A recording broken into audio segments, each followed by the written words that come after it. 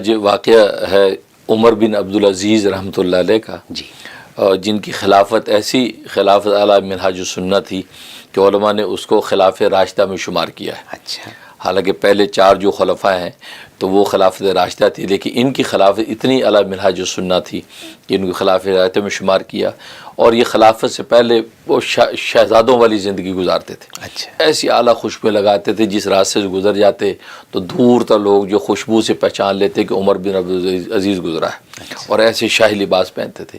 لیکن جیسے خلافت کا بوجھ ان کے کندھوں پہ آیا، سب کچھ بھول گئے اور دن رات جو امت کی خدمت میں لگ گئے، اور بالکل سارے زیورات جتنے تھے خواتین کے بھی سارے بیت المال میں جمع کرا دیے، ایسی درویشی کی زندگی شروع کر دی۔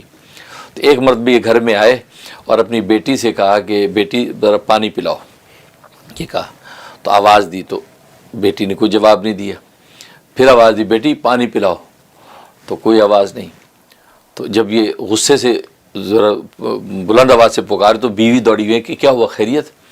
کہا کیا ہوا بیٹی، ایسی نافرمان تو نہیں تھی، میں کب سے اس کو بلا رہا ہوں مجھے پانی پلاؤ، تو وہ آ نہیں رہی۔ تو ماں نے کہا کہ اصل میں اس کی جو ہے نا وہ شلوار کا جو کپڑا جو ہے وہ پھٹا ہوا ہے، تو وہ بیچاری جو ہے یہ شلوار اتار کے دوسرے کمرے میں اپنی شلوار سی رہی ہے۔ اب اس حالت میں کیسے آ سکتی ہے، کیونکہ اس کے بعد دوسرا کوئی کپڑا نہیں جس کو پہن کے وہ آ سکے۔ تو اس لیے جو ہے نا وہ نہیں آئی، تو مجھے بتاؤ کیا ہے۔ تو یہ بات ہوئی، تو اچھا وہ خاموش ہو گئے۔ تو اب یہ گویا کہ ان کی یہ حالت تھی درویشانہ۔ کہتے ہیں کہ جب ان کی وفات ہونے لگی تو ایک شخص ان کے پاس آیا، کہا کہ آپ نے اپنی اولاد کے ساتھ انصاف نہیں کیا۔ تو آپ نے کہا کیوں؟ کہتا آپ نے سب کو نوازا، پوری رعایا کو نوازا، سب کچھ دیا ہے، اپنی تمہاری اولاد کا حالت یہ ہے کہ جبکہ پہلے حکمران تو انہوں نے بڑی بڑی کروڑوں لاکھوں کی جائیدادیں اپنی اولادوں کو بانٹی ہیں، اور آپ کی اولاد کو آپ نے ایک ٹیڈی پیسہ نہیں دیا۔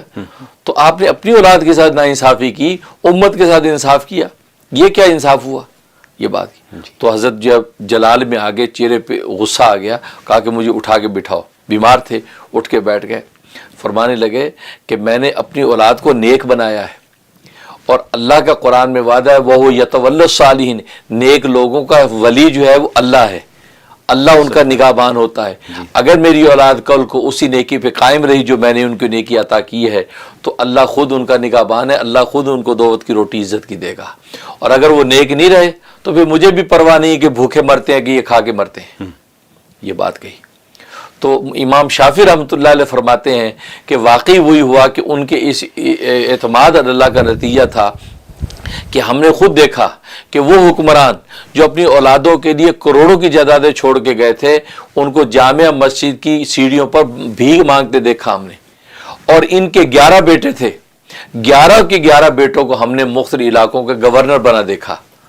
کیوں کہ ان سے بہتر انسان لوگوں کو نہیں ملا، اور لوگوں نے ان کو اپنا گورنر حکمران بنا لیا کہ یار ایسے اخلاق حسنہ کے لوگ یہ ہمیں چاہیے۔ تو اللہ نے ان کو گورنریاں دی، اور جو کہ جن کے باپ نے ان کو ایک ٹیڑی پیسہ نہیں دیا لیکن ان کو تربیت اور سیرت دے کر گئے، اور جنہوں نے اولاد جائیدادیں دی ان کی حالت یہ ہے۔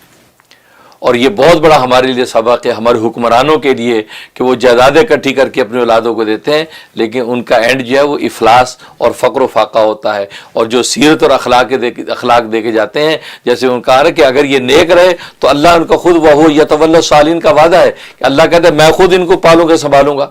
اور اگر نیک نہیں ہے فرمایا مجھے بھی پرواہ نہیں ہے کہ بھوکے مرتے ہیں کہ کھا کے مرتے ہیں۔ تو یہ ہمارے لیے ایک بہت بڑا سبق ہے، بہت بڑا سبق ہے، خاص طور پہ پاکستان کی جو کرنٹ سچویشن ہے اس کے حساب سے تو بہت ہی بڑا سبق ہے، حقیقت ہے۔ کیا بات۔